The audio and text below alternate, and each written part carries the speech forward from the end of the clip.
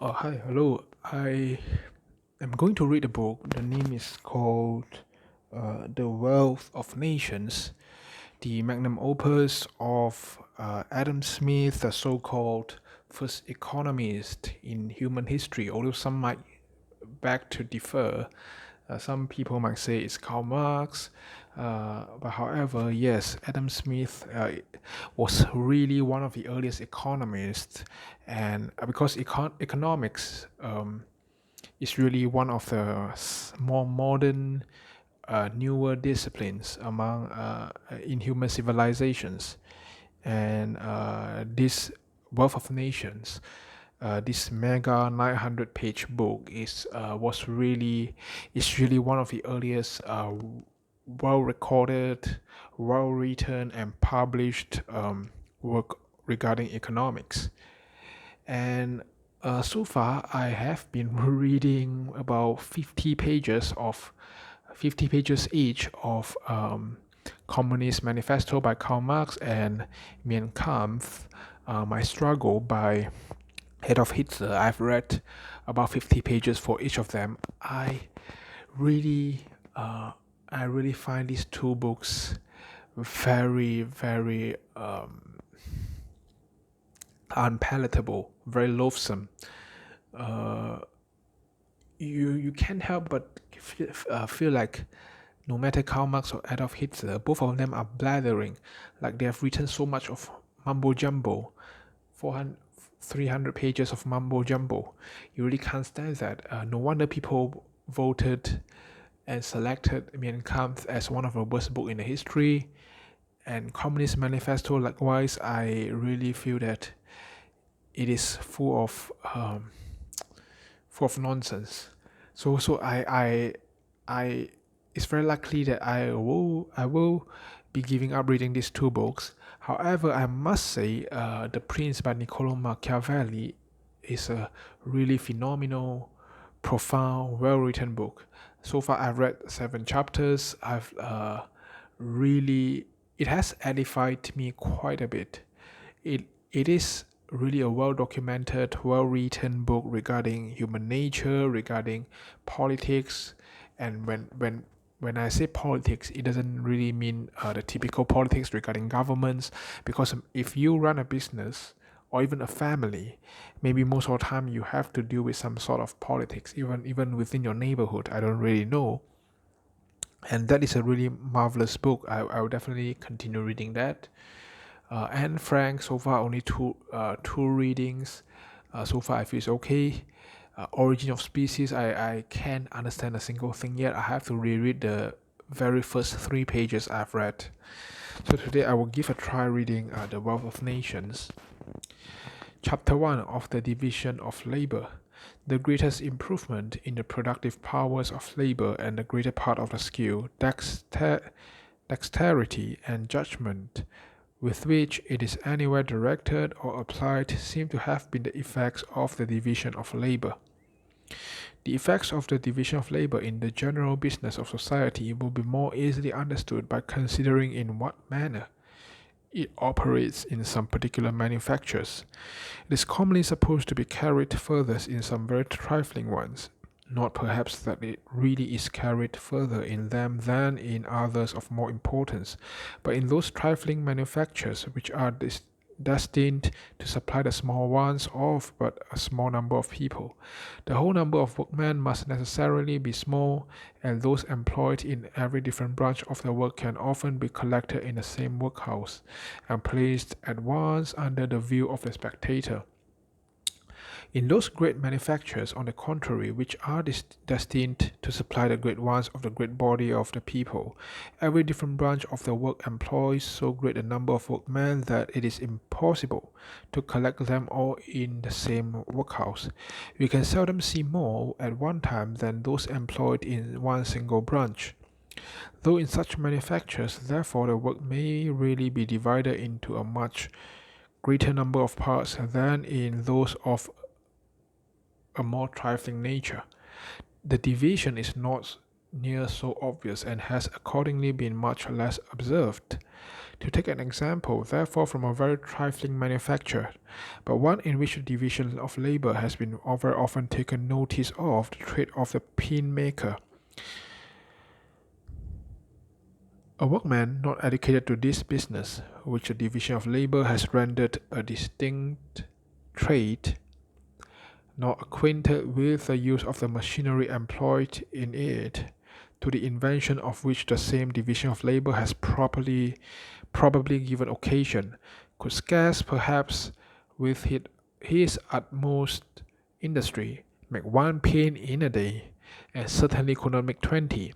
But in the way in which this business is now carried on, not only the whole work is a peculiar trade, but it is divided into a number of branches, of which the greater part are likewise peculiar trades. One man draws out the wire, another straits it, a third cuts it, a fourth points it, a fifth grinds it at the top for receiving the head. To make the head requires 2 or 3 distinct operations. To put it on is a peculiar business. To whiten the pins is another. It is even a trade by itself to put them into the paper. An important business of making a pin is, in this manner, divided into about 18 distinct operations, which in some manufactories are all performed by distinct hands, though in others the same man will sometimes perform 2 or 3 of them. I've seen a small manufactory of this kind where 10 men only were employed, and where some of them consequently performed 2 or 3 distinct operations. But though they were very poor, and therefore but indifferently accommodated with the necessary machinery, they could, when they exerted themselves, make among them about 12 pounds of pins in a day. There are in a pound upwards of 4,000 pins of a middling size.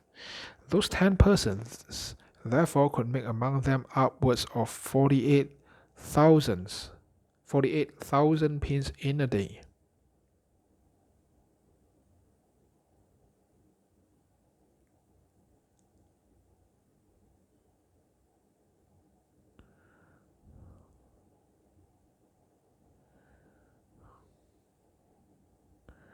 £12 of pins in a day.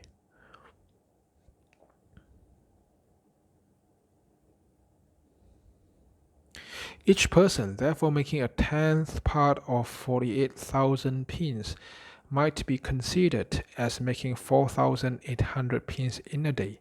But if they had all wrought separately and independently, without any of them having been educated to this peculiar business, they certainly could not each of them have made 20, perhaps not 1 pin in a day.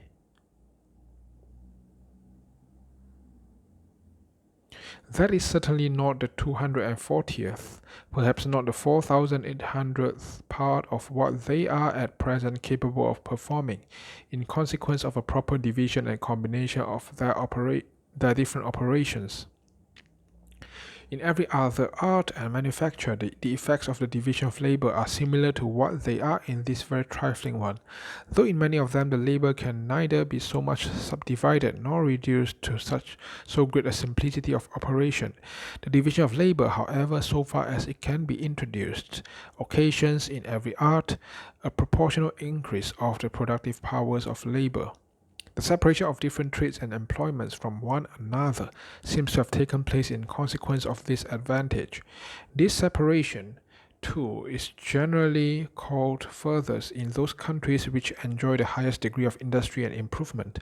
What is work of one man in a rude state of society being generally that of several in an improved one.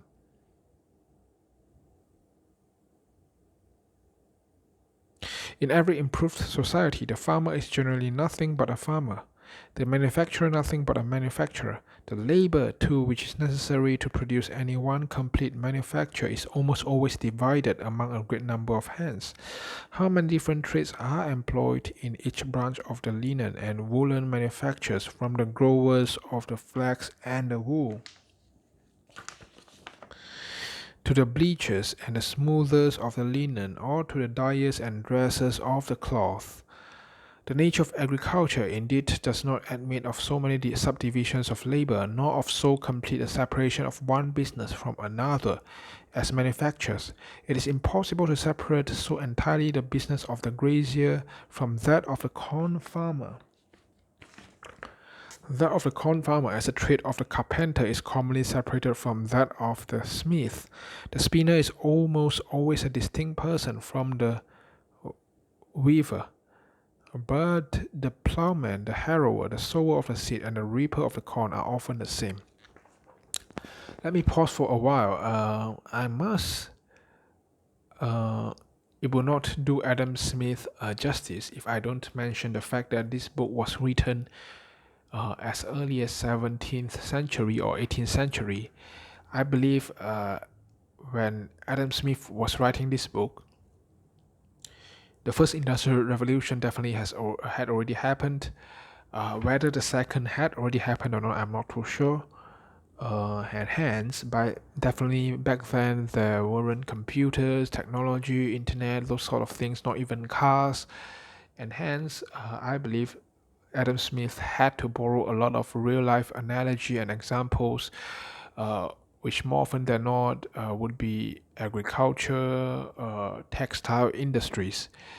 And I'm not too sure whether Adam Smith had the foresight to really foresee what would happen in 20th century, 21st century. One might even argue that economics is a timeless discipline. You might churn out a lot of new goods and services and new technology, but however, the golden rule of trade, supply and demand might be timeless across many, many centuries. I'm not too sure. After all, it's a social science. It's probably less rigorous and less timeless than physics and mathematics.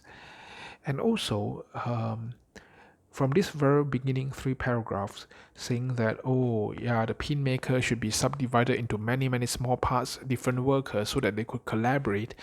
The counter argument in modern economics is a thing called vertical integration. For example, if you vertically integrated many layers of supply chain, you might be able to save cost. Although the repercussion, the possible repercussion is that you might sacrifice efficiency since all the subdivided suppliers and retailer, they are all specialized in their own thing. They are very efficient. But at the same time, they all profited over you.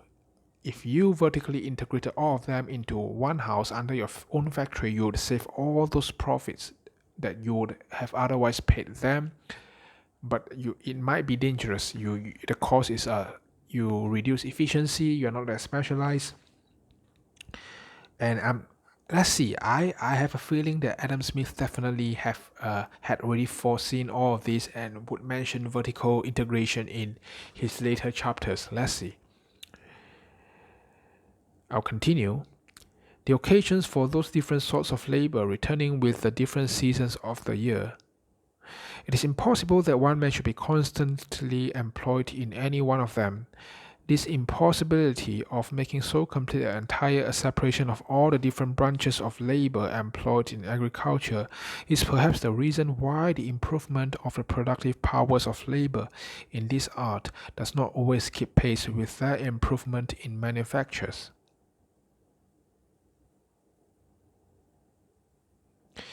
The most opulent nations indeed generally excel all their neighbors in agriculture as well as in manufactures, but they are commonly more distinguished by their superiority in the latter than in the former. Their lands are in general better cultivated and having more labor and expense bestowed upon them, produce more in proportion to the extent and natural fertility of the ground. But this superiority of produce is seldom much more than in proportion to the superiority of labor and expense. I'll stop here. I'll continue in another day. Okay, see you. Goodbye.